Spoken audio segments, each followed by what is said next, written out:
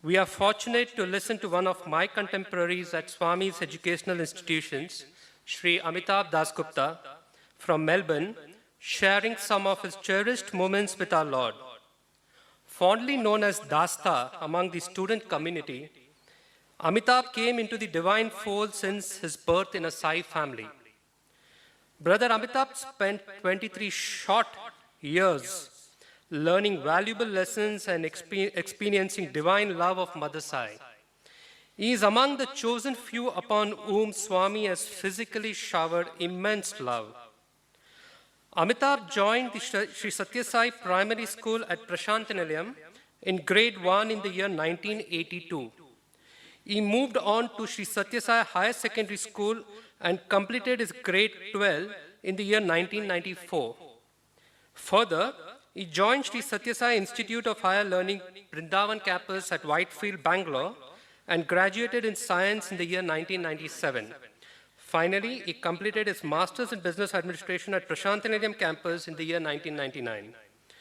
Amitabh is immensely talented, especially in the field of sports, and was the university sports all-round champion 4 to 5 times that I remember, and has received numerous trophies from the divine hands. After completing his education in Bhagwan's University, Brother Dasta, under direct instruction from Bhagwan, worked in Sri Sathya Sai Central Trust till 2005, and during his tenure, he was instrumental in setting up the shopping complex in Prashantanilayam. Since 2005, Brother Dasta has traveled and worked in many countries across the globe, including India, US, Europe, and has been calling Melbourne his home since 2010, where he currently works as a senior program manager at Accenture. He is also a transformational coach wherein he has one-on-one conversations with people, helping them to have positive impact in their lives by bringing about necessary changes. This evening, Brother Amitabh has decided to speak to us on the topic My Sai I, which is also the name of our program. It was 2010, 1st of January, and it was 5 years since I left the physical presence of Bhagwan, and my physical look had slightly changed. When I came back to Puttaparthi, there were many people who knew me well, didn't recognize me. And there were some people who knew me well, but did not acknowledge me because I left the physical presence. And Swami had invited the alumni of Swami's institutions that day in the Purnachandra auditorium. And I was one of the boys with my family. And they wheeled Swami in. Swami was of very, very frail health. And as the program was going on, Swami was weeping like a child. Any experience, any speaker spoke, Swami used to just cry. And we had never seen Swami so vulnerable all our stay. And every heart was full and every eye had a tear.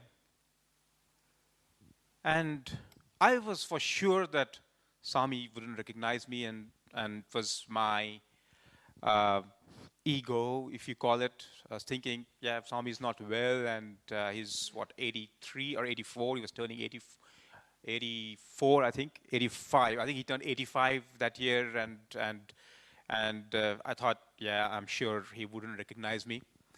And then he started calling a few boys, and he was talking to them very, very silently and this feeble voice.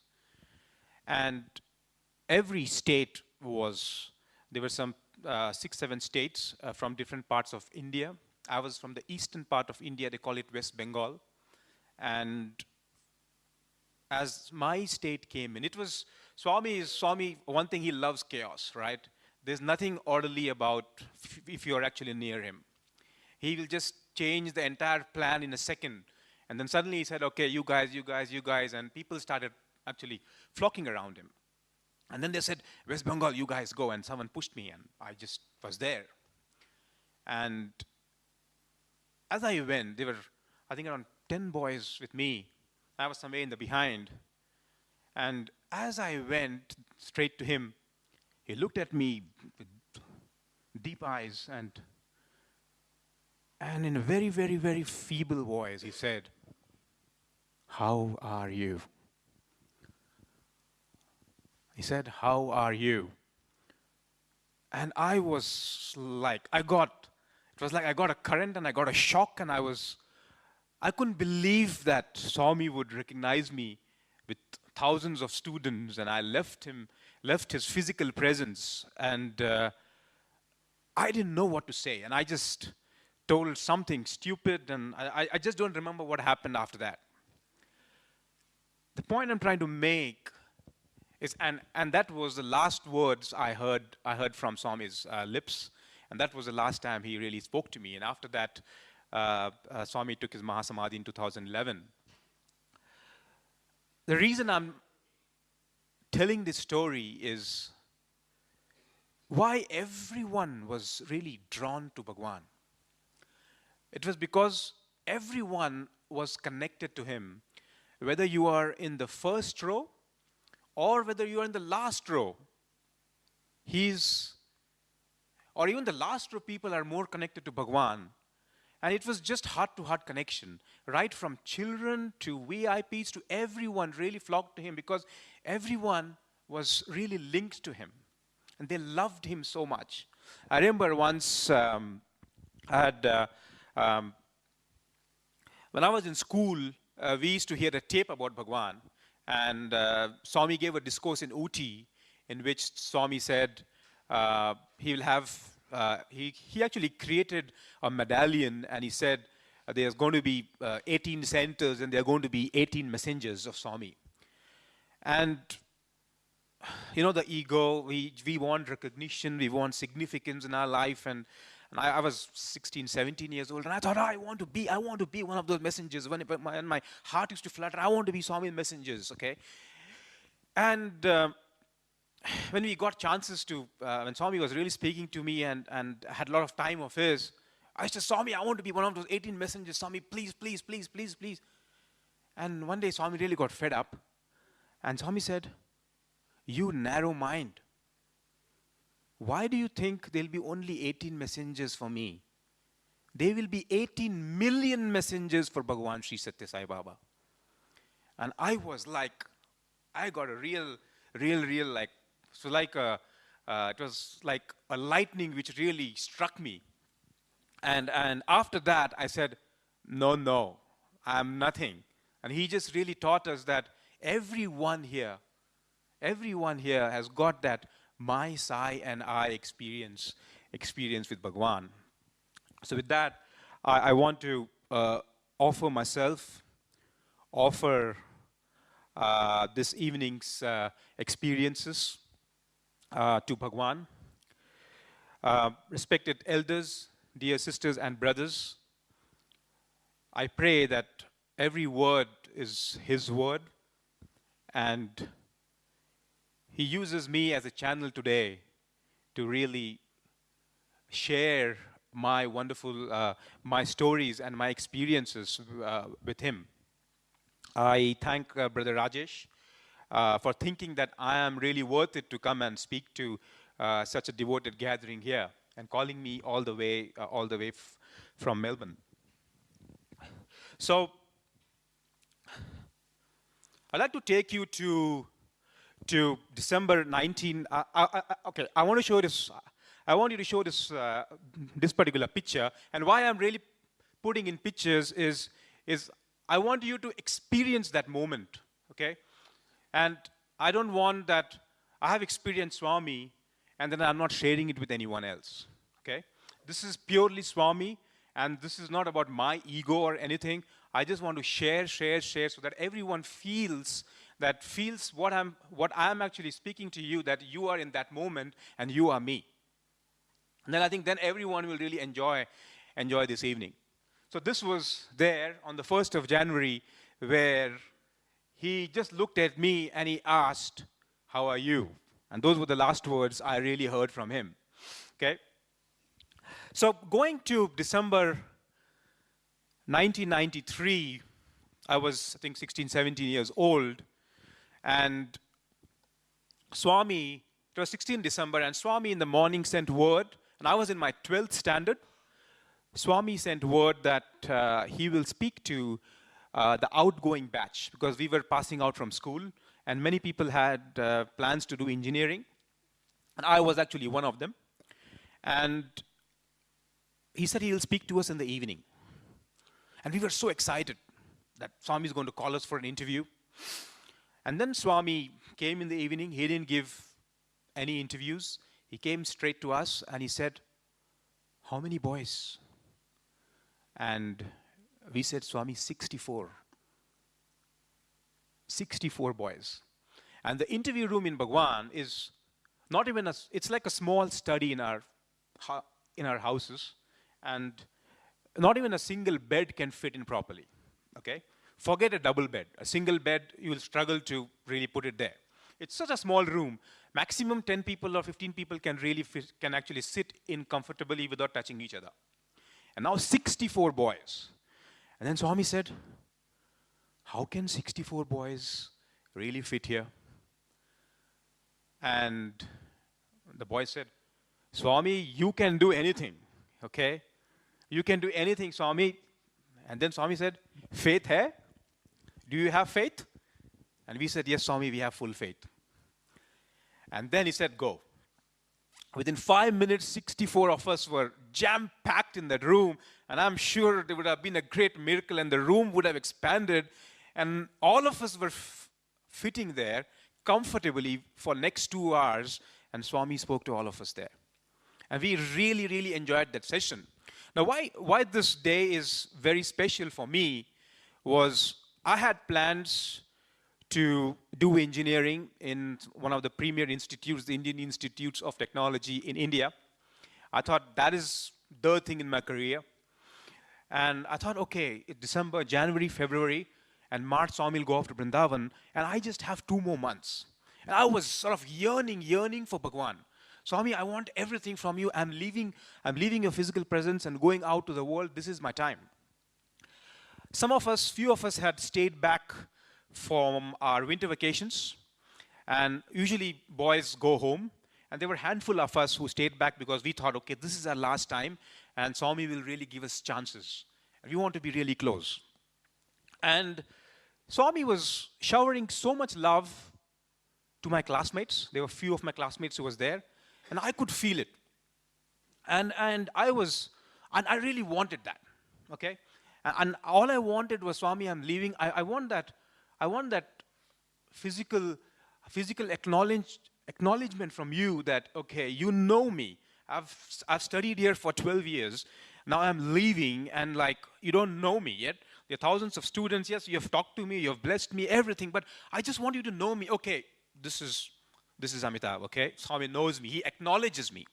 In my physical form. Heart to heart, obviously, yes. But physical form, because we have the physical avatar with us. And those days, we used to have in our hostels something called a Parayanam session. Like a similar session, senior boys and teachers used to come and speak to us about Swami's experiences. And that is how I got devotion for Bhagwan. Just listening to his stories, like how we all are actually listening here and actually gathered here. And for some reason, and I'm going to be very, very authentic and very, very vulnerable. I have not really shared this in public. Usually, men don't express their feelings in public. They usually hide it, right?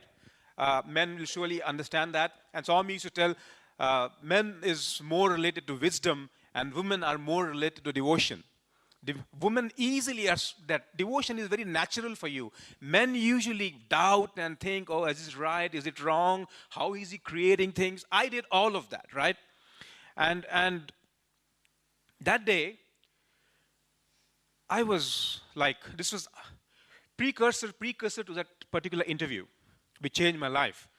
I was yearning for Bhagwan, and there was a chance to celebrate my birthday. And birthday is the chance where you get the first row and you can offer Swami cloves, okay? You can offer Swami raisins, okay? And also cashews and chocolates. And those days, Swami used to throw chocolates. And Swami loves eating cloves, okay? And boys actually found out why Swami loves cloves, because it is C-L-O-V-E, and it is sea love. And that's why Swami used to love cloves. And that day, and I was in that peak devotion stage, because around me, Swami was talking to everyone, okay? And I'm leaving in 2 months. And I want him very, very, very, very badly. And I'm hearing stories about everyone, how much love Swami has really showered to them, but it's not happened to me. It's happened to my brother. It's not happened to anyone. It's not happened to me. And what I did was, I took those cloves, okay, and I took that, and usually in cloves you have that cap, right? Cap. So you remove, and Swami usually takes out that cap, and we have to take out that cap and offer to him. I took out each clove from the packet, took out that cap, and I was so immersed with so much yearning. In front of his photograph, I started feeding Swami in that photograph, okay? And sometimes I started thinking, okay, I think this is not nice, and I used to taste it, okay? I used to taste it, and then feed Swami in the photograph.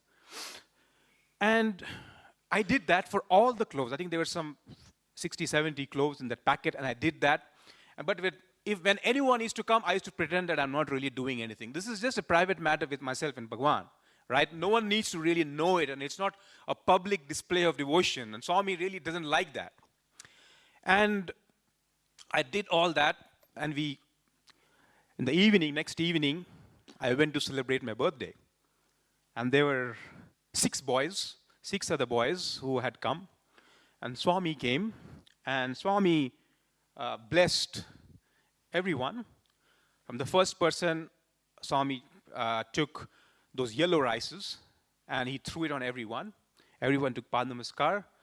I think he created Vibhuti, and he threw chocolates from someone else's. And he did everything for someone else, but when he came to me, I was the 6th guy, I think, he didn't touch cloves from anyone that day.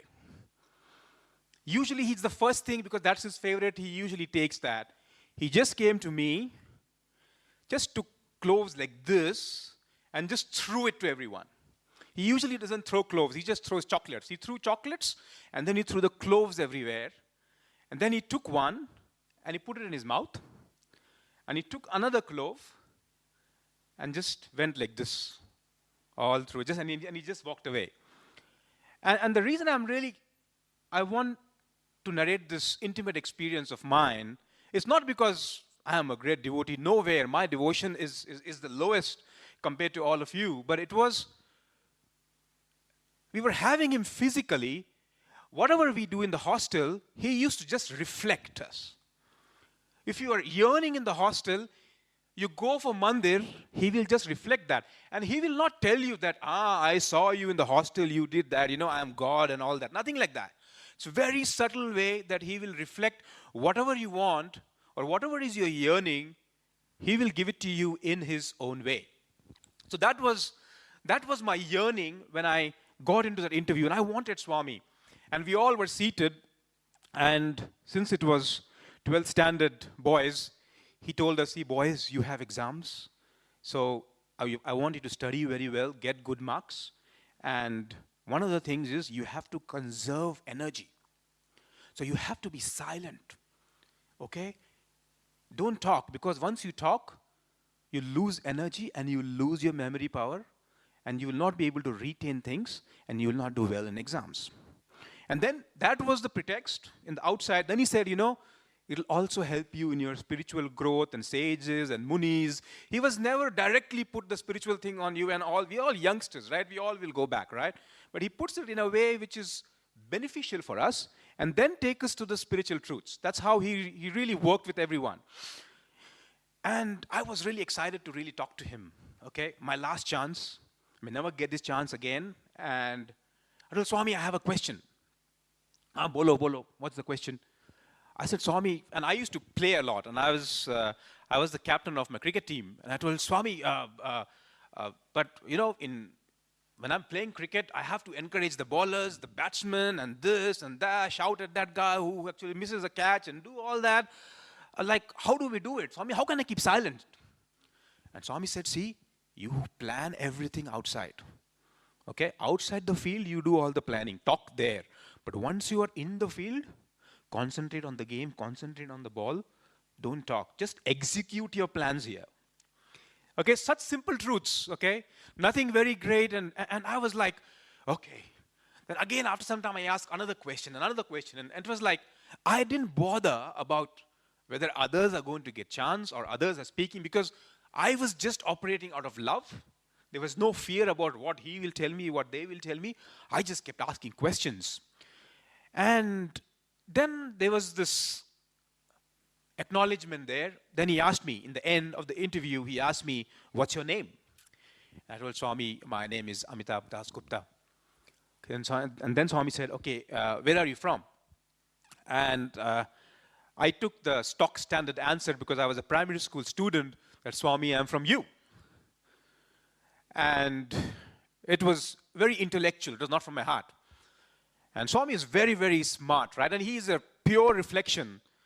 And he said, okay, where is your father?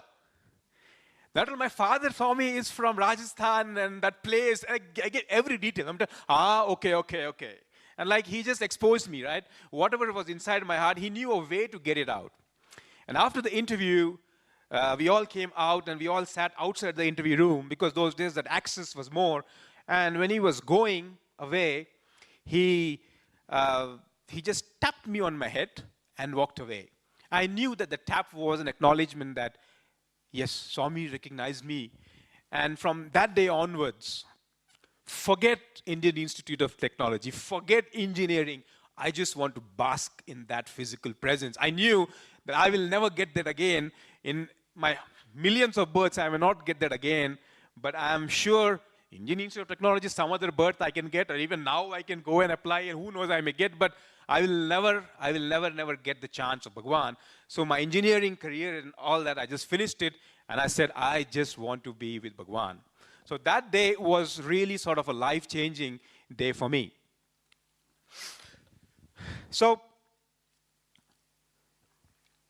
the reason I'm actually putting it in notes is, if I go on, I can go on for hours, 6-7 hours. So I've just put it in structure, the main incident, which I'm going to talk to you, okay?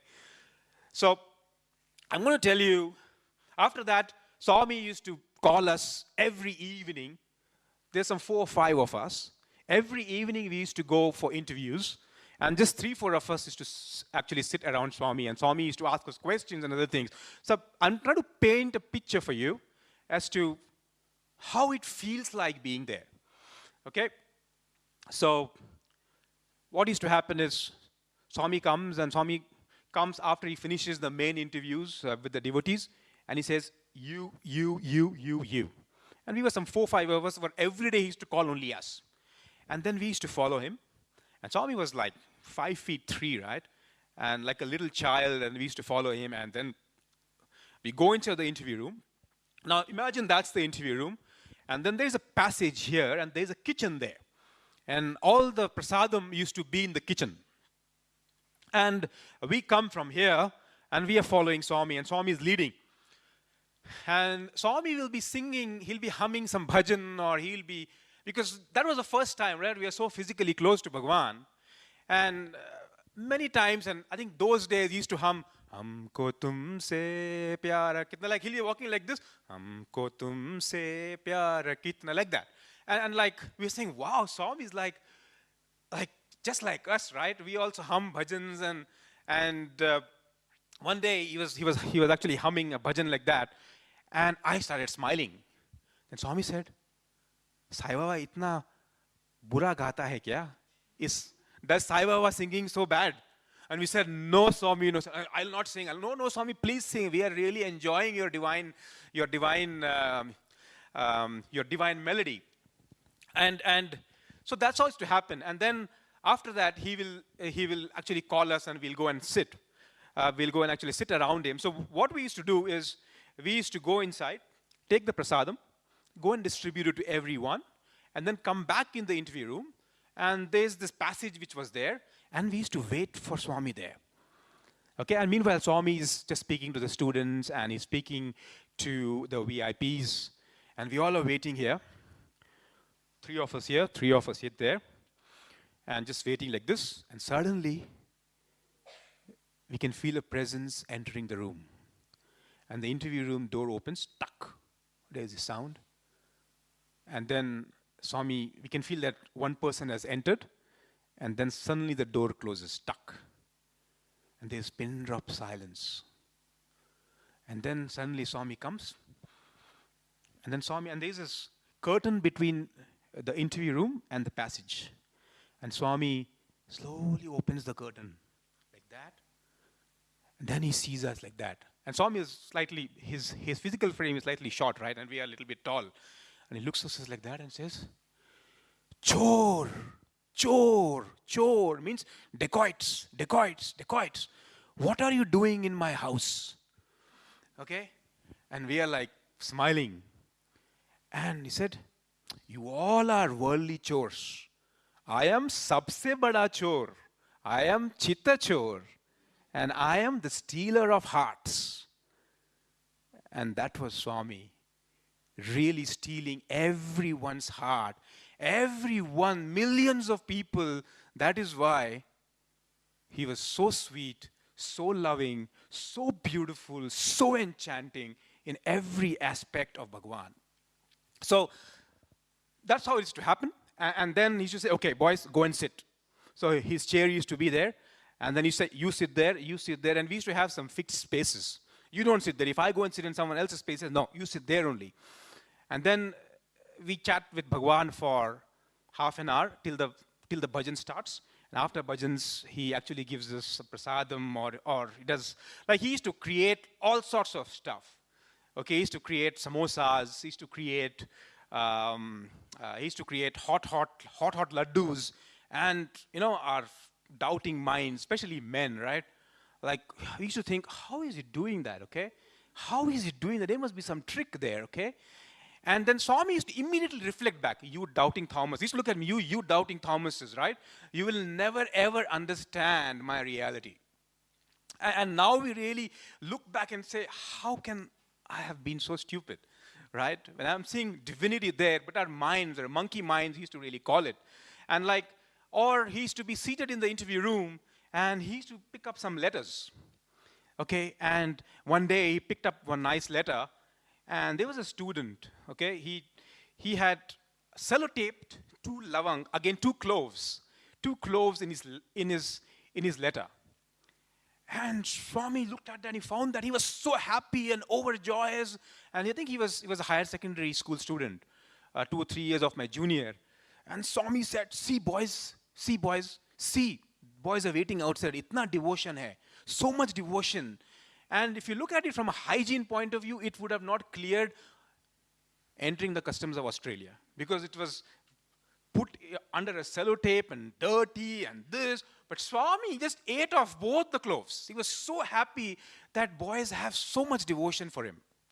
Okay, so that is the scene which used to happen in the interview room, and that was the bliss we used to really enjoy. So I wanted to give you a picture of that. Then I want to go one day. It was a prasadam day. I'll show you a picture there. So these were, I think, the four or five of us, and I'm here. Okay. This is a classmate of mine. We are pestering him to come here to give a speech next. He stays in Sydney. Okay, you can see the intimacy with the boys here. Okay, and like how everyone wants to grab him and like have a part of him. Like for Swami, the economic law of diminishing returns failed miserably.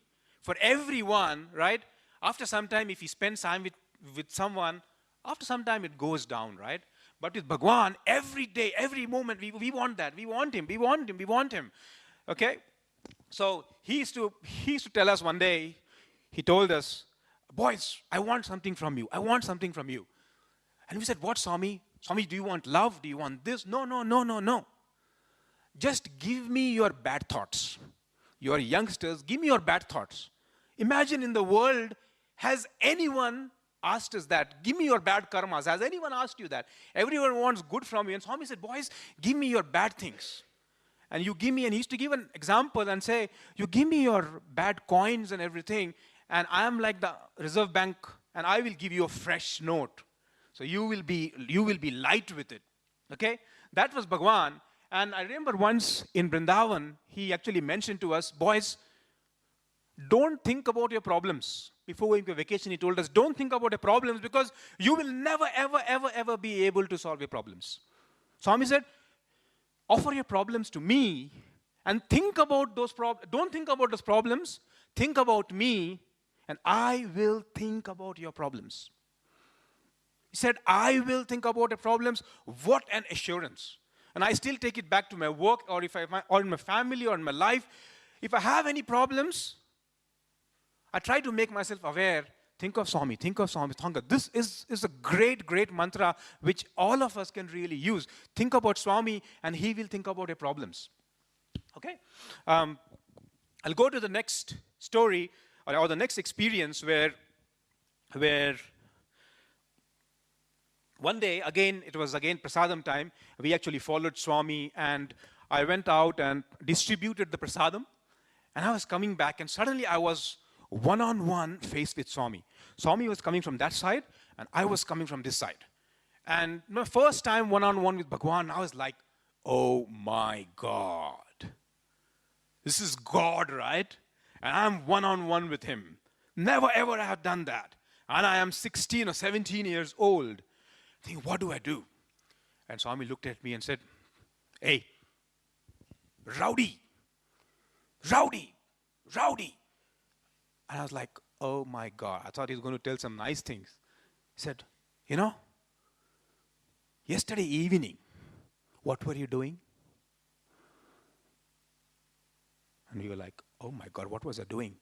You were talking to that boy there and he gave the detailed location with whom I was talking. How many times should I tell you not to talk? I want you to keep quiet, be silent. And I said, Swami, with full sincerity, I said, Swami, I'll try. I will try, Swami. And I thought I'm going to get a pat on my back. And Swami became double angry. What? Try? You will go dry. There is no try with Swami. You must do. And I was like, oh my God, this is not going to be easy, okay? Must do. For Swami, like a boss, there's no try, okay? If a boss gives you something, okay, boss, I'll try. No, there's no try for you. You have to do. Must do. I was like, oh my God. And I used to really talk a lot. And suddenly I have to keep quiet, 17 years old. How do I do it? And I struggled. And what I did was, I took a photograph of Swami, me and Swami, again internal, and told Swami, let's have a deal, okay? Because I sort of loved sports and I loved running and I used to, okay, there is that end line there. I need to go there and I need to get something. What do I gain from really keeping quiet? And I said, okay, if I maintain silence for a week, I think it was a week, okay? And this was 1993, December. If I really do well, Swami should maybe create Vibhuti for me and say, okay, you've done well. Then I said, no, Vibhuti is common. I think it doesn't matter. Vibhuti, yeah, I've got many times, and even by mistake he would create, and I can't trust it, that it is because of that. It could be something else. Maybe Swami takes my letter. No, he takes letters from everyone. Then I thought, okay, let me put some impossible thing which can never happen. And I said, okay, let me say, okay, Swami, you will take me for a ride in your car. Okay? That is going to be impossible. Impossible. Forget it. I'm a 17-year-old boy. Okay. and if I look at it, it doesn't make a difference to Swami or anyone in the world. And I thought maybe that is impossible. That's not going to happen. Okay. Let's have this little challenge. I'll do my part and I'll see whether the boss will do his part. Okay. And it's all internal. Okay. No broadcasting, no letter writing, nothing. And that's why I call Swami a mirror. He just reflects you. And I said, okay, let's do it. And kept silent. And I think it was a week. And here and there, I just talked a little bit. And I thought, gone. I think I'm surely going to fail. 100% sure. But I started enjoying the silence. It was so blissful, thinking about Bhagwan.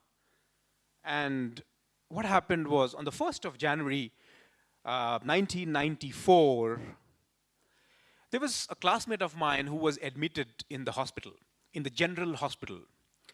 And after the program, Swami came to me and said, you go to the hospital jao, और बोलो हम आता है उस boy को देखने के लिए. That means go to the hospital, I will go and visit him.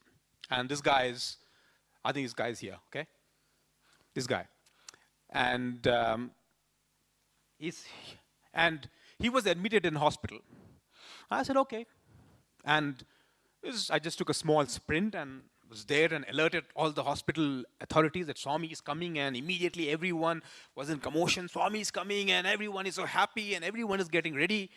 And I go to this boy who was, he's got a special ward and his parents for that. Oh, Swami is coming to visit you, man. Can you believe it? He says, what? Swami is coming to visit me? Impossible. Yes, Swami is coming. No, you are lying, man. Why am I here, man? And I went running, and after some time, this brother also came with me. Okay, and we all were there, and everyone knew, okay, really Swami is coming. Okay, we are waiting with bated breath. And then slowly, Swami's car comes and Swami walks into the hospital. And nicely he comes, he said, where is that boy? He asks me. As if Swami doesn't know, okay? And we get so much deluded by his Maya. And I try to say, Swami, there, and I try to show him. And Swami goes there. He goes inside. His parents are there. Imagine boy is sick and Bhagwan physically comes to you. And Swami, what the boy told me later was Swami materialized Devotee and applied it on his chest and everything. And he was actually on saline. Okay, so he couldn't. He was really sick. And after that he came out, and there was a doctor who said, Swami, there is this another little girl, Swami. She's just in the general ward. And she was the only girl there. Small, I think she's around 5 or 6 years old. Swami, if you can just visit. Swami is telling, Kaha hai? Here. Okay. And Swami just went like that, okay?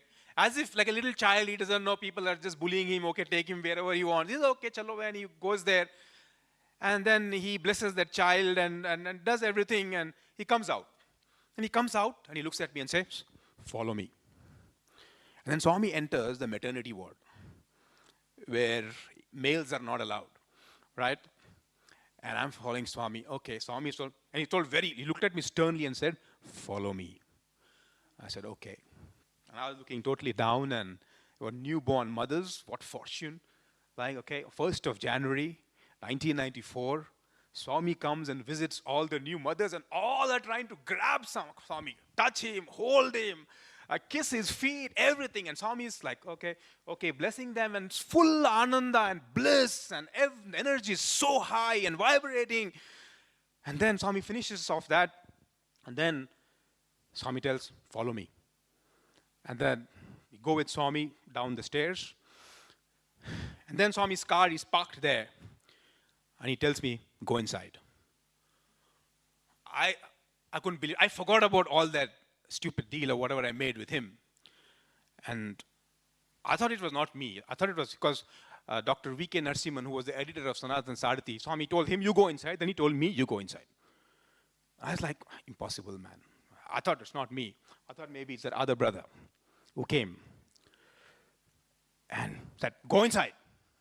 I said, oops. And then immediately, both of us were in the back seat, and Swami was in the back seat, and Dr. V.K. Narasimhan was in the front seat. And then we closed the door, and I was like, oh my God. Still, I didn't think about all that stuff. I was in the moment, and I was blank. And imagine Swami sitting here, the brother is sitting here, I'm sitting here, and it was a silver Benz, and that was the first time I was sitting in a Mercedes Benz, and everything was silent, and there was all devotees like jumping on the car and trying to do namaskar and trying to do like that. And Swami is with us, and he's happily chatting around, and if there's a devotee there, Swami is saying, slow down, slow down, slow down. See, that devotee is very devoted. There is so much of devotion.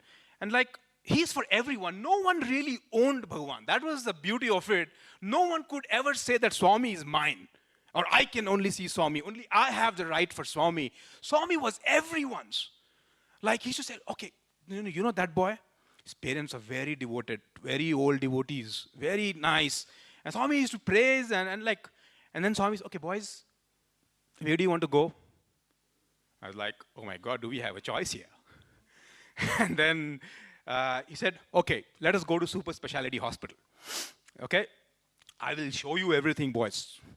Usually he takes VIPs and heads of states and presidents and prime ministers, politicians and big businessmen. Here, two 17-year-old boys are sitting with Swami's car. And I don't know what we have done. And he used to call us fortunate fools as well. and then he says, okay, let's go. And we go, and he, like a child, he's so excited that we are with him. And he says, boys, there, see there, that was like this many years ago. This has come up, this has come up. And like one of us, like a child is explaining everything, and we are in bliss. And then he goes to the hospital, super specialty hospital, and it was an unexpected thing, right? It was not in schedule. And it was closed and said, see, no one is there to welcome me, boys. Okay, let's turn around. We said, no, Swami, we will go. Like, we want every moment, right? Every second you want to spend with him. No, Swami. No. Let's go. I don't want to trouble anyone. If I go, there'll be trouble. Operations will be happening. People will leave, this, that. And Swami took a reverse and really went back. Okay, we came back. And then he said, okay, boys, I'll drop you in the hostel. No, Swami, Swami, please drop us in the mandir, because mandir is a little ahead. Another 2 kilometers, right? And we want to spend another 2 kilometers there. And no, Swami, please drop us in mandir, Swami, we will walk back. No, you have much past practice in the hostel. I'll drop you in the hostel. So that was actually good enough, and we were really trying to bargain with him, right, every second. And then he drops us in the hostel, and like we come out of the cars like kings, and Swami stops in the hostel, and everyone is looking, and 2 little boys just come out, and we really go out. It was such a beautiful experience. But the thing is not there, okay? I went and asked this boy, what happened, man, inside? And he said, I prayed and yearned for Swami. And every day he used to send message through me, tell Swami, I want to come for morning darshan. 1st of January, Swami, New Year, I have to have your darshan. And he was praying, please, Swami, allow him to come to mandir. And the doctors were saying, Swami, he's not ready to come. And he was yearning. He said, full night I cried that, Swami, allow me to come into mandir to have your darshan. And that is the butter heart of Bhagavan. That's why the stealer of hearts, he said, Chita Chora, Swami came down just to visit a boy. Because he just yearned for Bhagavan. All he wants is that yearning, nothing else. Thinks, that's fine, that's great. Then I heard the story of this little girl. This little girl had got a dream the previous night that Swami came in a dream and said, I will visit you in the hospital tomorrow. And she told her parents. Her parents said, are you crazy or what? Why should Swami come for you, man? Little 6 years old little girl. All your dreams, it'll never happen. It'll never happen true. She said, no, Swami came and she blessed me, and Swami said he will come and visit me in the hospital physically tomorrow. Parents said, I think it's a dream. Dream is a dream, right? In your dream world, it is true.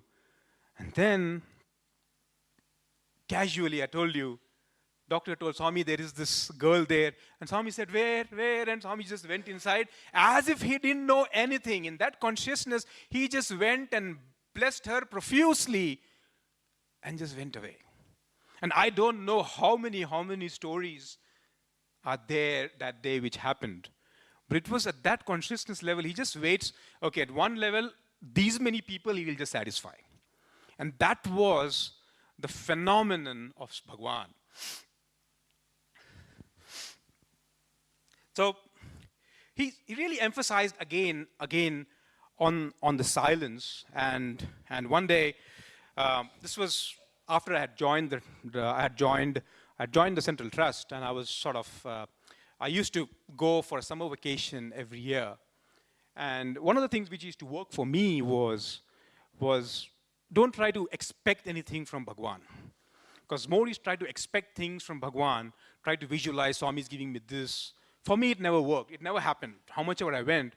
But whenever I was still and silent and just left him to work through me, or be in the moment and allowed his grace to come into me without me really grabbing it, or without me asking him do it this way or that way, it used to really work for me. So one day I kept myself silent and like just still, don't move. And I was waiting, and I had to tell it. This was in Vrindavan, and I was closing my eyes, and I was in divine bliss, right? The beauty about Swami is that physical presence, those people, sages and munis, used to take ages and ages to get that bliss. You're in his physical presence, you just get it like this, if you're tuned to him. And you tune, and he's there, and you get that bliss, and you are in that samadhi state, at what they say. And I was silent, and I was waiting, and I was so full of bliss and ananda. And he came, and previous 2 years, whenever I went home, I'd tell him, and he used to wave his hand and give vibhuti to me. I said, I'm not going to expect things, right? Because for Swami, you never know. And I was just seated there, and he came. I got up and told him, Swami, I'm going to my hometown to see my parents. And then Swami waved his hand. And he had vibhuti. And someone tried to give a chit to Bhagwan. And I think there were 4,000, 5,000 devotees there. I was seated like this, and Swami standing there, and he said, open your mouth. Okay? I didn't really understand. He said, open your mouth. And I was like, oh my God, what is this? And then I opened my mouth, I sat like this, and Swami was there, and he just took that full vibhuti and just dumped it in my mouth like that. And I was like, oh my God, what was like? It was like an amazing, amazing experience. I 100% believe that I didn't deserve it, for sure, 100%, okay? I can never deserve such grace, but it is just his compassion that I said, I'm not going to expect anything from you, okay? I'm just going to be silent and allow your grace, allow your divine will to work through me, and you will do the rest. And he really loved that silence, like allow him to work your way. And that is one of the experiences with silence I really enjoyed with Bhagwan. I'm going to take you to Kodaikanal, okay? Kodaikanal was Swami's playground, and I was, again, undeservedly taken along with Bhagwan after my 12th. And it's like he takes around 25 to 30 boys, and you are able to stay with him for 30 days. And you have full access, okay? Full access to him, 24/7, okay? He's sleeping, that's his room, and your room is here, there's just a passage. Okay, and you sleep down, you sleep front of his room, and he opens the room and you are sleeping there, okay? And you have breakfast with him, lunch with him, dinner with him, and every session you are like one of his people, like in his own house. And what used to happen is like, he used to sometimes give us money and say, boys, take this, and you go and buy some things, okay? Buy things for your parents, buy things for your brothers or your sisters. And he used to say, okay, you go, And we used to go, and he used to say one thing, see, don't go to big malls. Okay, don't go to the big shops. Go to the poor people. Buy it from the poor people and don't bargain with anyone. Okay, don't bargain with anyone. And there was one of our boys who actually bought this, okay? Who bought this, everyone, and after everyone comes, Swami wants to see everyone's spoils, what they have got. For whom? Swami, I got this for my father, I got this for my mother. And like a little child, yes, yes, yes, yes, yes. And there was this boy, Swami asked him, what have you got? And he said, Swami, I got a shawl for you. No one told about Swami. And Swami was so happy. Dikhao, show me. Everyone bought for themselves and everyone bought for others. And Swami took that and really wore it around him. Can you imagine? Like, Swami wore that shawl around him. Oh, very nice, very nice, very nice. And then Swami actually put this shawl on his sofa and he used it for the remaining part of the trip. And after that, he gave it back to him. But those were the leelas and the enjoyment, which I think needs to be shared with everyone. I don't want to take it to my grave, and I'm sure I will be doing big injustice for his glory and big injustice for what he came for and what he really stood for. And I really thank Brother Rajesh for organizing this so that I can relive those memories and share the ananda and bliss what he stood for. Okay, so I'll give you two experiences from Kodai. One experience was Swami used to tell us, and Swami used to go every year. He used to go, but the boys used to change. Okay, and I'll give you a story about that. So, if you go to the next photograph. Okay, so this is one story where we are with him, and we are trying to actually help him down. And there was this governor of Andhra Pradesh. He was 80 years old, and he used to walk like that. And Swami said, hey, I'm not him, okay? I don't need your support. And Swami used to just walk. Okay, go to the next one. Okay, I'll just come to that actually a little later. So, Swami told us, boys, go and see Silver Cascade. So Silver Cascade is a waterfall in Kodaikanal. And he said, boys, go and see. And Swami talks to us as if he's seeing for the first time. Okay, he had seen it a million times, so many boys over the years. And that's why we used to enjoy that he used to look at it from our angle. And we used to say, no, Swami, without you, we won't go. And then we used to bargain. Swami says, no, you go. If I go, so many devotees will come and you will not enjoy. No, Swami. And then finally, Swami relented and Swami said, okay, I will come along with you. And we all were there. And Swami comes along with us in the bus.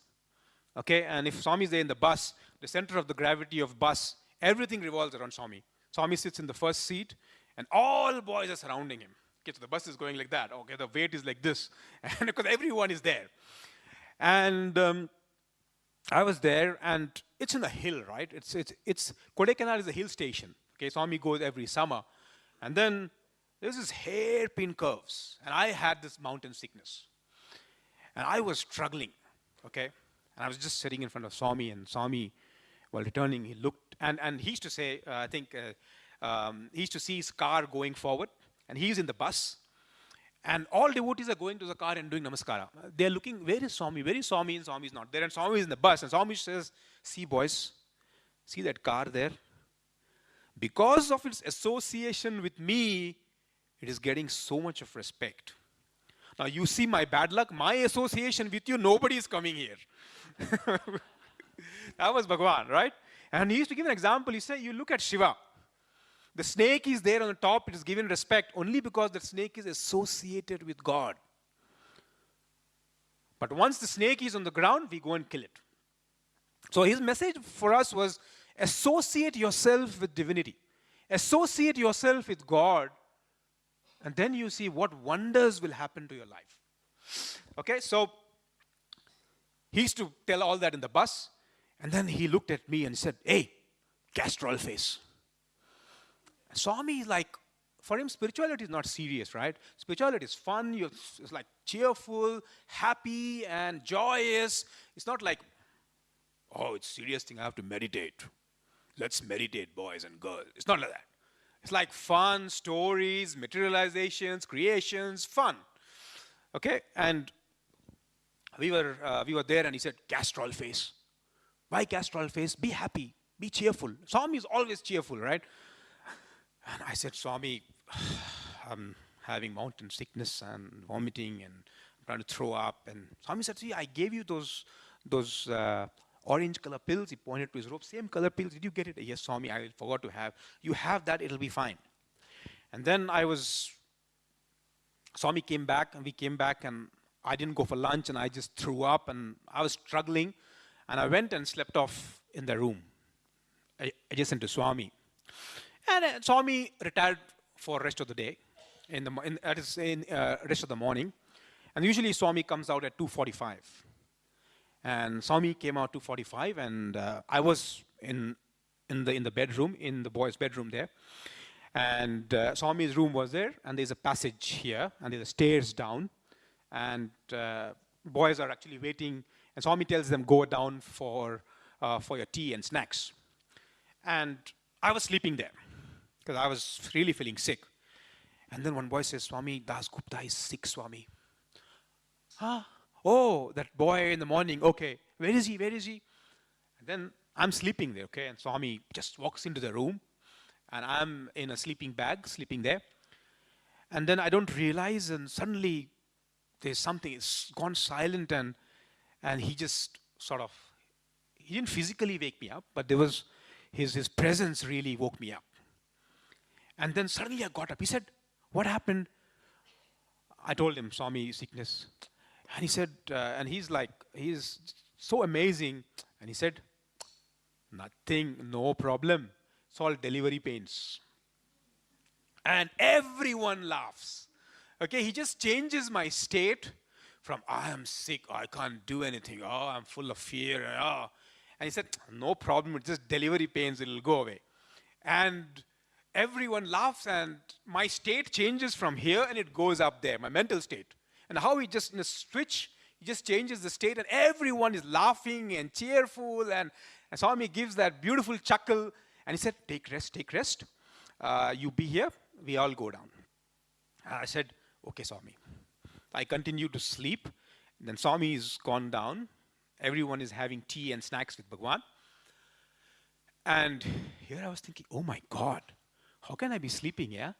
And my state has changed. I'm feeling very fresh, and just seeing him, and I immediately changed my dresses and had a wash, and immediately went down. And everyone is inside, and Swami hardly has anything. He doesn't have anything, okay? He just wants everyone to have. And I'm there, and I come in slowly, sheepishly, I get inside. And I said, hey, I told you to sleep, go and take rest. Then I said, no, Swami, I'm fine, Swami. I said, really?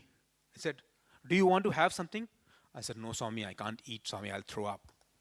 And then Swami called a boy, and Swami said, hey, what do you like? You like Horlicks or you like Viva? So these are some health drinks in India. And I didn't say anything. Okay, I think you like Viva, okay? And he got a health drink made specially for me, okay? And he didn't give it to me. He gave it to someone. He said, you go and give it to him. And I think he went somewhere. And because usually they don't give milk, they give tea and coffee in the evening. And they made that special health drink for me in Swami's instructions. And Swami's cook made it and really gave it to me. And I still say that I don't deserve it. Okay, it is just his compassion and his divine mercy and blessings, which he really did that. But it doesn't end there. Okay. And then in the evening, we all are sitting, and Swami starts praising me. Oh, this boy came all the way down. He could have easily slept, but he saw Swami, and he was refreshed. And you know what happened? Okay, like a little child is telling, he was pregnant with one boy and one girl. Twins were there in his stomach. And you know what? Both died. Both died, and now he's feeling happy. And like everyone laugh and like full of chuckle and beauty. And then Swami starts praising. See, such a good boy, He has left everything now. So Sai Baba ko dekha, pura refresh ho gaya. Now he has come for darshan. Huh? Be like him, be like him. I said, no, man, what do you mean? You are just simply falsely raising me. I am nowhere there. And that was one beautiful experience in Kodai. Okay. Another experience was one day. We used to serve food, right? We used to have lunch, dinner, breakfast with Swami, and it gives an opportunity for every one of us to really serve food to Swami. Okay, and that day, there was a VIP who really sit near Swami in the table, and he called me, hey, get some chapatis for him. So I was serving these rotis, and so we have the tongue, and I came with that. And I took that roti, I held it like that, and then as I was pouring, I had a lapse of concentration. I did like that, and patak, the roti fell outside the plate.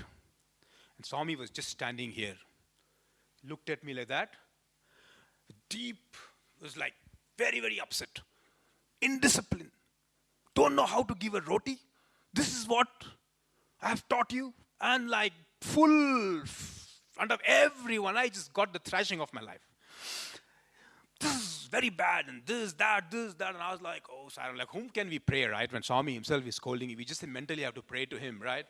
There's no one else, there's no refuge, and I was saying, Sai Ram, Sai Ram, Sai Ram, Sai Ram, Sai Ram, Sai Ram in mind. And then learned lesson, you have to be disciplined, you have to be self-controlled, you can't do something and think something else, and I was thinking somewhere else, and my mind was here and somewhere else. And that incident happened.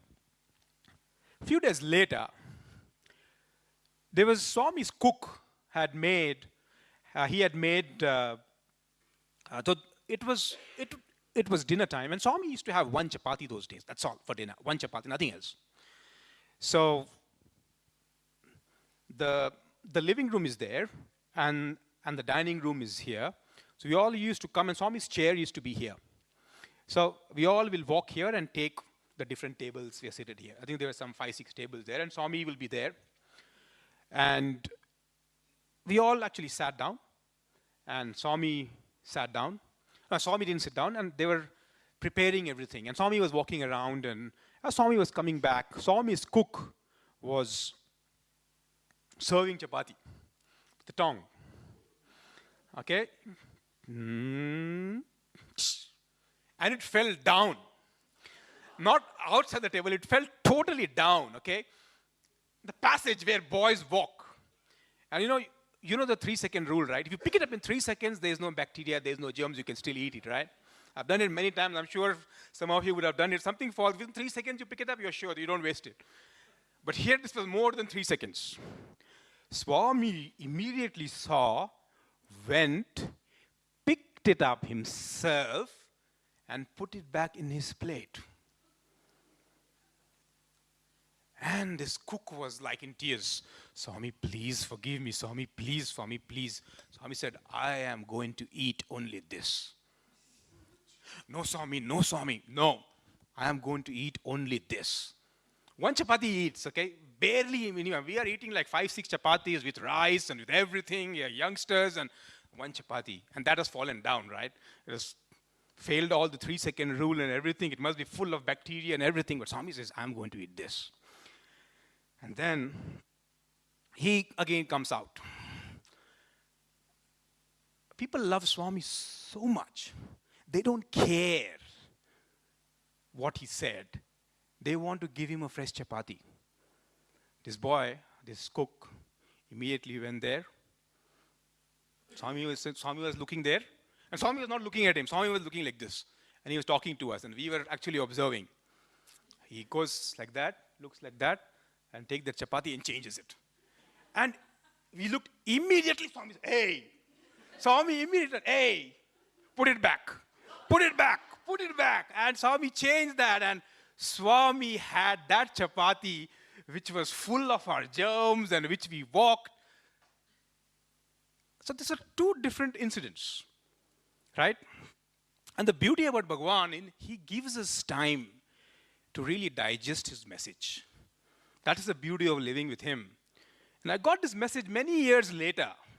When I tried to connect this and that, this was an offering I was offering to someone else and not Bhagwan.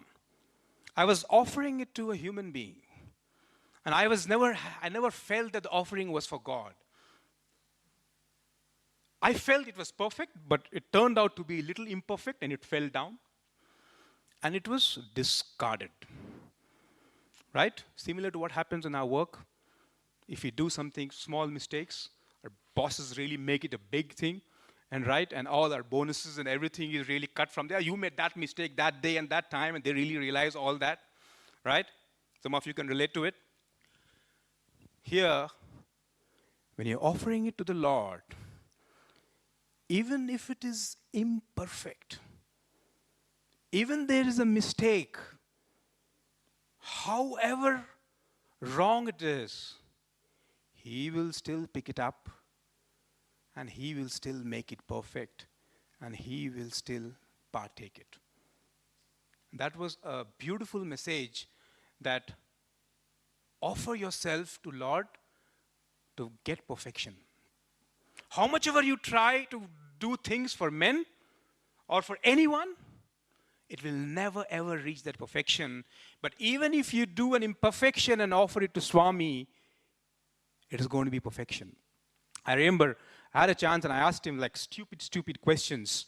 There was one time I asked him, Swami, Swami, I'm sleeping off in study hours. We used to have study hours in school, and I used to play a lot. I used to play a lot of basketball, and I'll come in the evening, and we used to have study hours from 8 to 9:30.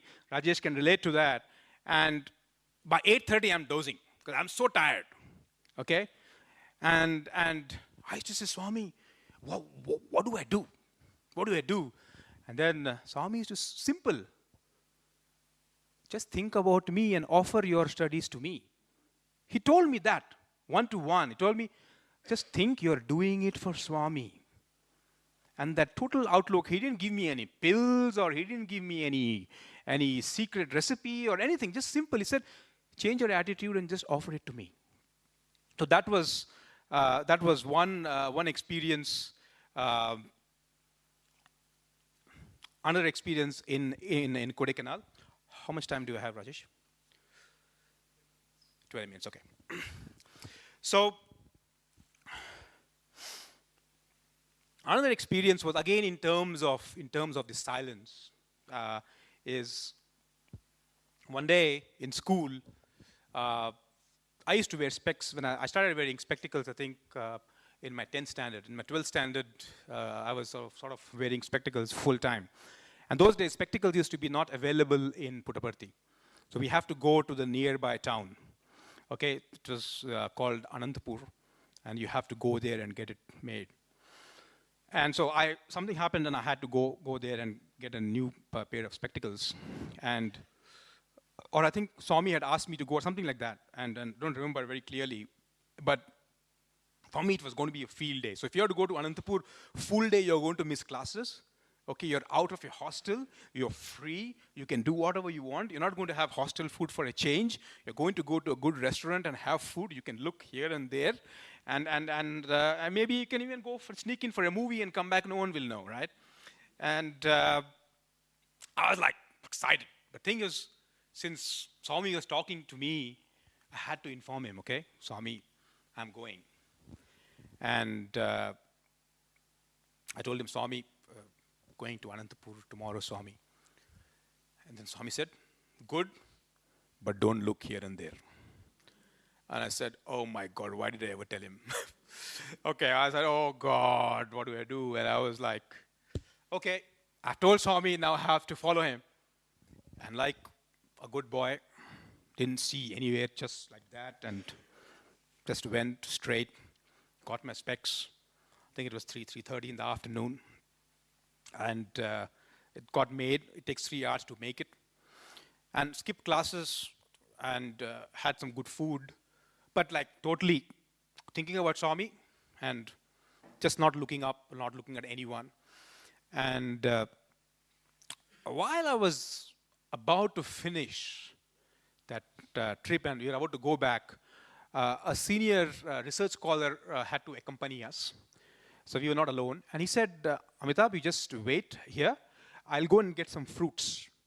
He had to take something for the hostel. And he went. And I was there.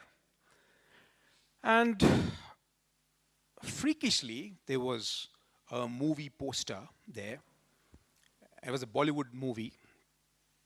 And how, I don't know, maybe it is my samskaras or something, whatever, I glanced it. I looked at it like that, like I was like this, and suddenly I looked at it, it was there. And immediately I took a mental note and said, okay, when I go back home, I'll go and watch this movie. Unknowingly, even without my, sometimes you can't even control. Even how much ever you control, it's your samskaras, and you have those tendencies which you get from births after births, and you are with Bhagwan, and that is where you need to purify yourself. I don't know, automatically there was a registration, and it said, okay, going home, sure, I'm going to watch this movie. A fraction of a second, and I forgot about it. I said, oh God, shouldn't have watched. It was very fraction of a second. I even forgot about it. Next day, came to Mandir, and Swami saw me, said, how was Anantapur? I said, Swami, very nice, Swami. All your grace and blessing, Swami, new spectacles. And said, oh, good, good, good. Did you look here and there? No, Swami. Sure? No, Swami. Sach bolo. Tell the truth. Did you look here and there? No, Swami. Looked at me and said, but what about the film poster, sir? I was like, oh my gosh, you must be kidding me, right? And that was his leelas, and the way he tells us, and he never reprimands us, he never scolds us, but the way he tells the stories and the way he corrects you is of a total different dimensions. Okay, and that was Bhagwan. I'd like to end with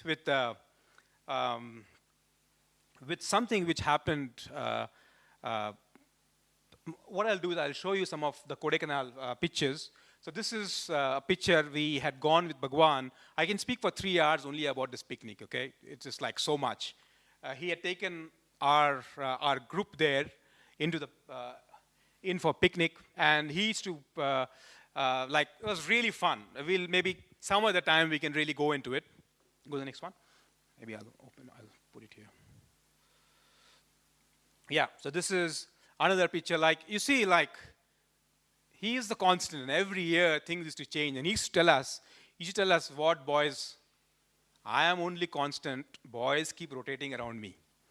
The thing was, God is constant and everyone moves around in your life. Okay, and he used to take his hair and say, I saw, and we should say, no, Swami, we are going to be with you all our life. All the time we will be with you. Swami says, itna boys dekha hai, all have falsely promised and everyone went away whenever they really wanted things. Okay. This was another picture, like this is our school boys who were with Bhagwan. And this is one of the most favorite picture of mine with all of us. Was like, see the joy and that love, and like this guy is holding Swami on Swami's shoulder, and everyone is laughing, and there was so much of joy and so much of devotion and so much of that energy level is like it's unimaginable. And he used to say, boys, you know what? At night, Sai ka only one worry hai. I have only one worry is what will happen to my boys. I don't think of my mission, or I don't think about anything. I'm just worried about you. Every night I think of one boy. What will happen to him? Like a mother, that how much he really cares for each and every individual. Like never worried about mission or his hospitals or his anything, never nothing. Even till the last day he was full of joy and bliss that never we saw him tensed or anything. But he used to say, only worry is you boys, wherever you go, earn a good name. Okay, didn't expect anything that go and spread my message, go and do this seva, don't do, no. Just earn a good name for yourself. So this is one of our favorite photographs with Bhagwan. Okay, so I'll end with this small experience. This happened after Mahasamadhi, but it's got a story before that. This was again in my 12th standard, and Swami had asked me. So Swami had come to the portico, and Swami was asking boys to speak. He was actually picking up boys. You speak, and they were my juniors, right? 8th class, 9th class, 10th class boys. Then he looked at me and said, "You go next." And I was like, "Oh my God." And I never spoke at all. I used to have a stammering habit. I used to barely pronounce my name. Barely I could speak. In public, impossible, okay? And I looked at Bhagwan and I refused him. I said, "No, Swami." At that moment, Swami said, "Okay." I felt, my God, I survived, man. I didn't have to be embarrassed in front of everyone. You know, that's how your ego keeps playing with you. When you don't associate yourself with Bhagwan, it keeps associating, keeps telling you you're not good enough, you can't do this, others are better than you, they can do it, you can't do it. At that point in time, I never thought that, okay, maybe Swami could speak through me. Swami is speaking through me. Now he's working through every one of you. I never thought of that. That was our level of spirituality. And I said, "No, Swami." I was so happy. My God, thank God I didn't speak, and I was joyous. Then what happened was, in Kodai, there was this American devotee. Everyone is having food, and this gentleman is used to forks and knives, like the Western world, and he's having with his hand, because everyone is having with their hand. And he's an American, and he's having Indian spicy food. You can imagine. Now, Indian spicy food, it's fine. But he's having South Indian spicy food. That is 3 times spicier than the normal Indian palate. And then after that, he's having Andhra Pradesh spicy food, which is 3 times more spicier than the normal South Indian food. And here is an American devotee who is seated there. He's quietly having. Okay, and Swami finishes off his food very fast. And Swami, "Hey." Swami mentions his name and, "Hey, how is it?" You can't tell Swami it's terrible, right? Swami is very spicy. He's a very, very, and he was, I think, a multi-millionaire, a multi-billionaire, okay? He was so humble and so good. I said, "Swami, very nice, Swami." And he was struggling. Could see it, okay? His face was red. And Swami said, "Hey, he likes it, give him more."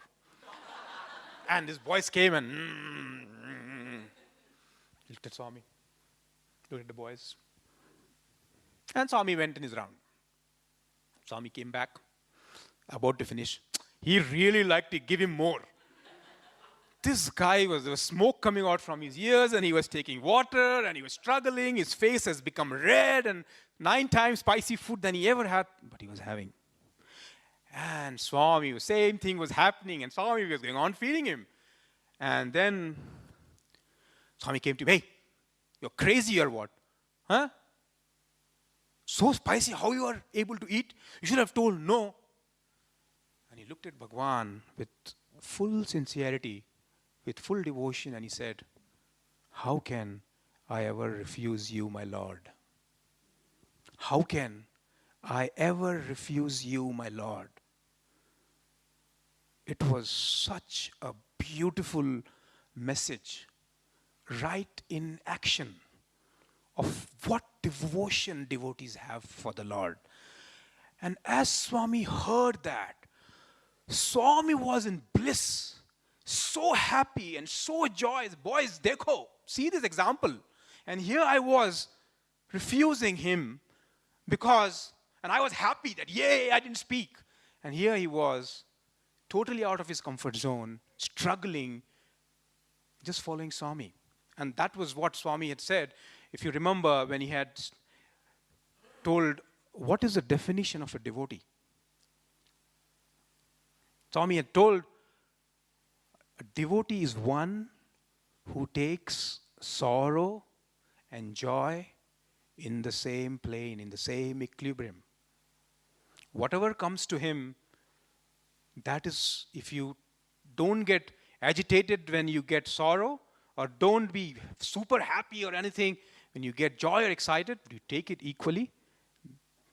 Those are the real devotees. Even in the Gita, Krishna says, the highest form of devotees who are dear to Lord Krishna in Gita was those who take sorrow and joy in the same way. And here I am, I have refused, feeling so stupid that, oh my God, how can I ever refuse him?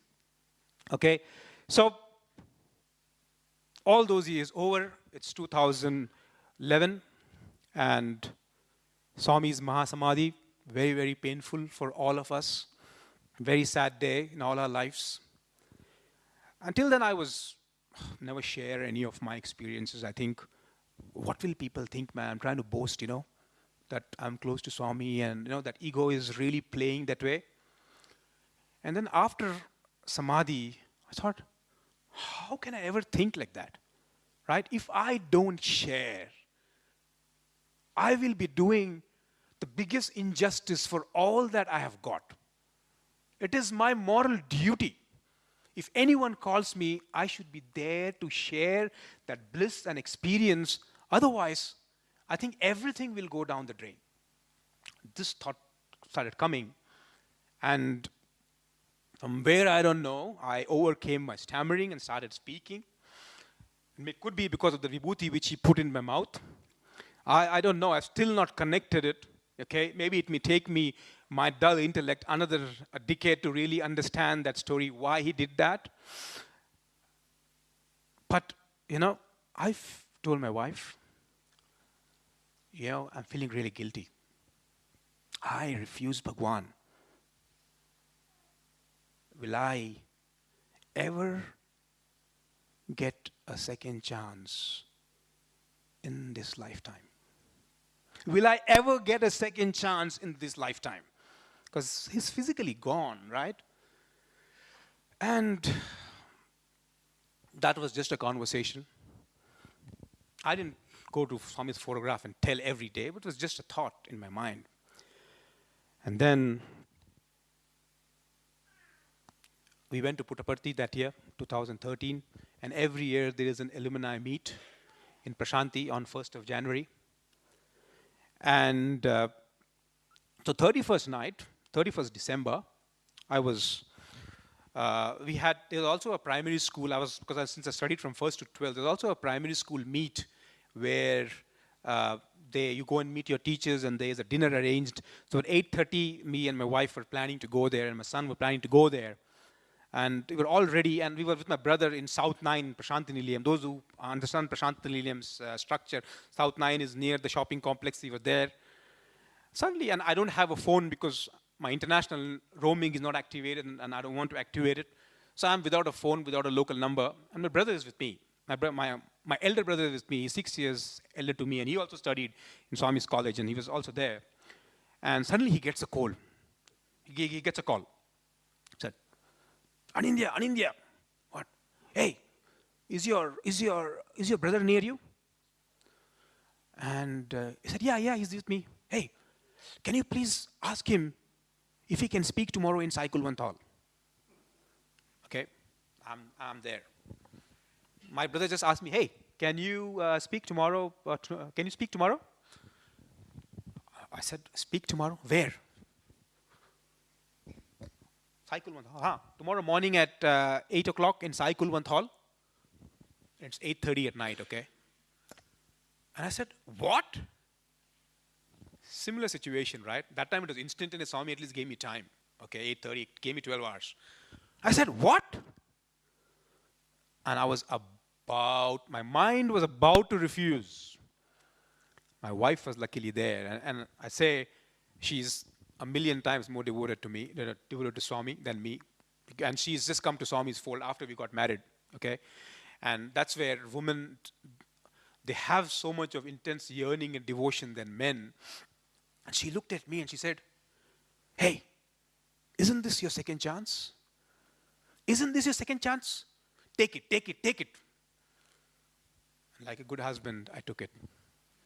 And I said, okay, let me not think ahead, don't think ahead. let me just go with it and see what happens. It may or may not happen. He said, okay, brother.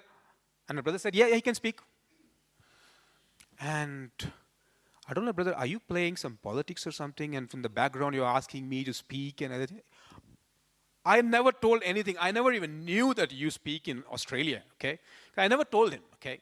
And I never told anyone, for that matter. Then he said, okay, 9:30, you need to go and meet the organizer, okay? And he'll tell you what to speak.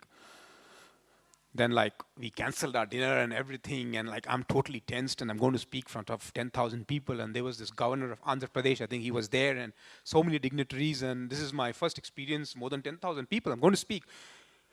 And I was like, oh my God, what do I speak? So 9:30, I go there, and the guy who's calling my brother, he said, so tomorrow, I think, you know what happened? Usually 1st of January in the morning, it is the Prashanthi Nilayam campus boys, they do the band. Okay, there's no speech there. Somewhere by mistake, someone passed a chit that there would be one alumni speaker in the morning. No alumni was prepared for it, and this guy said, brothers, I am the in charge of this program. I have not sent any chit to anyone, and the announcer just announced, okay, we're going to have a talk by an alumni, and we'll have band program. And then they asked him, who asked you to make that announcement? He said, I don't know, someone just told me that someone passed a chit that there is a speaker, and we don't know who passed it. And he said, brothers, we have made that announcement, people are coming with expectations, we can't cancel it, okay? Then I looked at him, the monkey mind, and I said, why me, man? Okay, and I am an unknown commodity, okay? You're taking a big risk, okay? I've never spoken in such a big crowd. I'm not a good speaker, for sure. Okay, again, my ego is playing, okay, I'm not good enough. Because I'm not associating myself. I'm not allowing the divine energy to really work through me. I'm obstructing it. And that's where my ego says, oh, you're not good enough. You can't speak. You can't do it. Okay? And I'm still struggling with that. And I'm being as authentic and as frank with all of you, all of us, we are still very vulnerable, and we just need to be aware at every time that, yes, allow the divine force to work through us. And here, the doubt was coming in, and I was saying, okay, but why me? And there were some 6-7 accomplished speakers who had spoken physically in front of Swami, and everyone knows them. They were brilliant speakers. And everyone said, no, we are not speaking. We are not speaking, we're not speaking. And I was like, brother, you've stayed 23 years with Bhagwan, man, you have to speak. I said, okay, well, I'll speak. And exactly 20 years, when I got that experience of sitting in that car,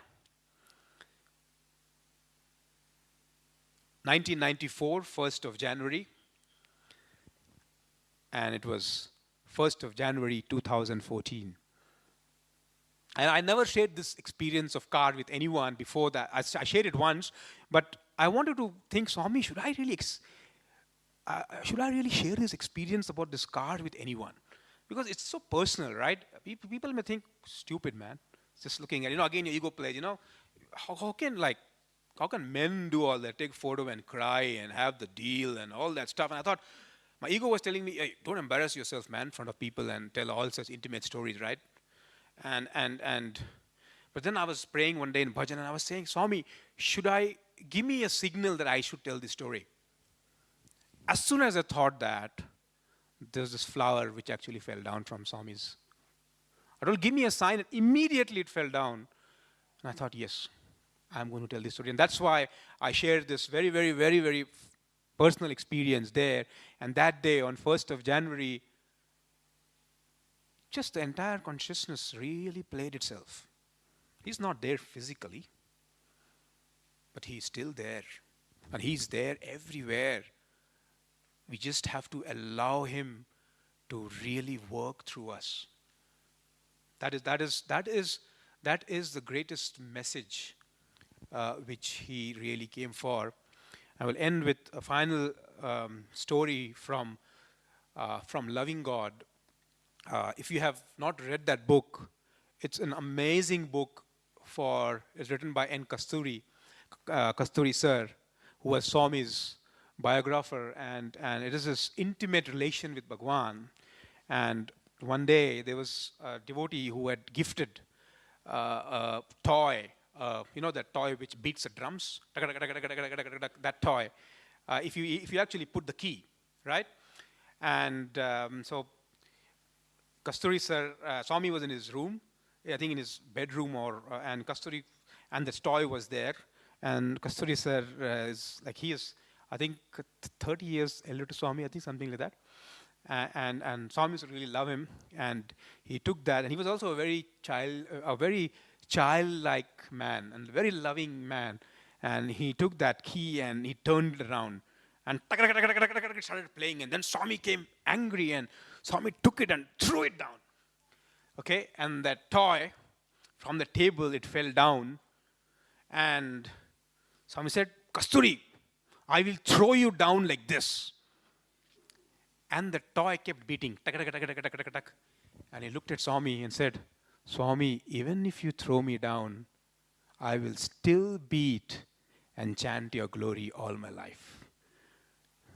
Even if you throw me down, I will still beat the glory of yours till the end of my life. And Bhagwan, I pray that till my last breath, till all of our last breaths, it's not one messenger, he says millions of messengers, we share your love, we share your glory and the joy and bliss which you have given to every one of us."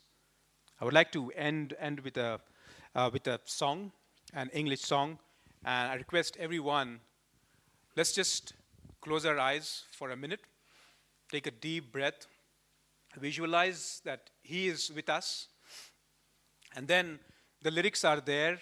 When we start that, the lyrics are there on the slide, and we will just sing this bhajan, and then we will conclude. Let's just 1 minute silence. Let's just get into that feeling that he is in us, around us, below us, it's in our hearts, and we are channelizing his divine force through us. We are all here for a reason, and he has called all of us together. And let us not obstruct it, his grace and his energy and his divine force which is operating with our egos. And let's just allow him to work through us.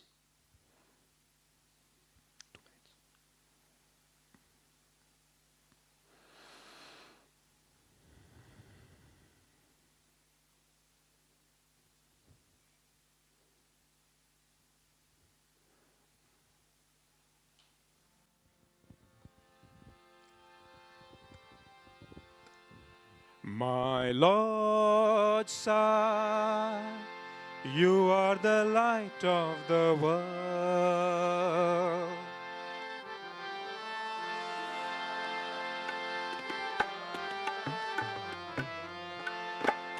My Lord, Sai, you are the light of the world.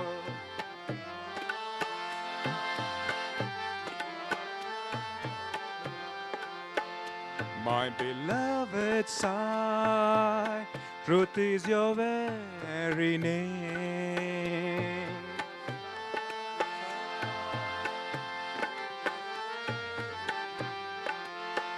You have taught me to love. Love is the key to every heart. Taught me to love. Love is the key to every heart. You have opened up the windows of my soul. And up the windows of my soul. My Lord, Son, help me to do thy will.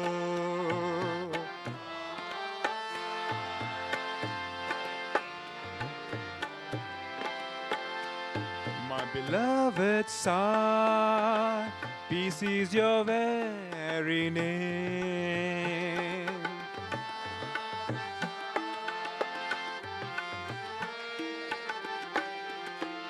Love is the key to every heart. Love opens many closed doors.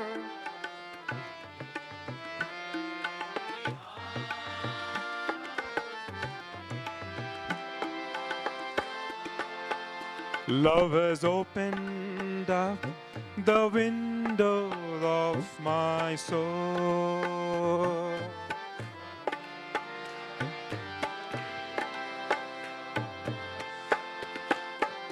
Love has opened up the window of my soul.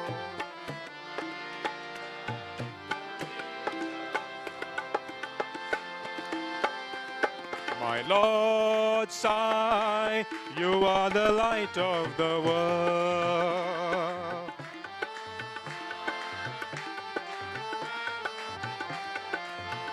My beloved Sai, truth is your very name.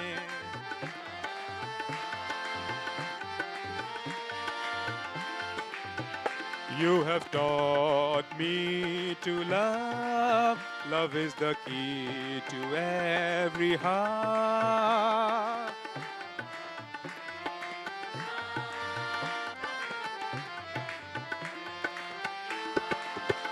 You have opened up the windows of my soul.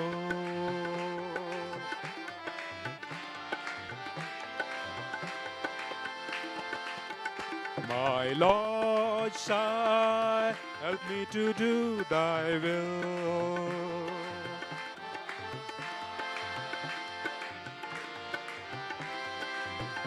My beloved Sai, peace is your very name.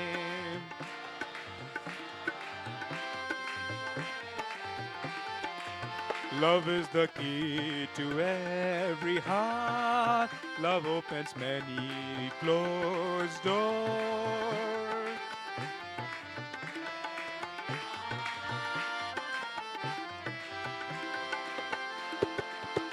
Love has opened up the windows of my soul.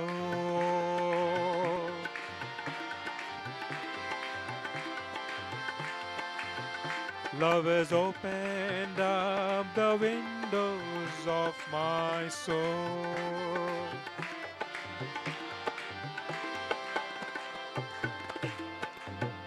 My Lord Sai, you are the light of the world. Jai Sai Ram.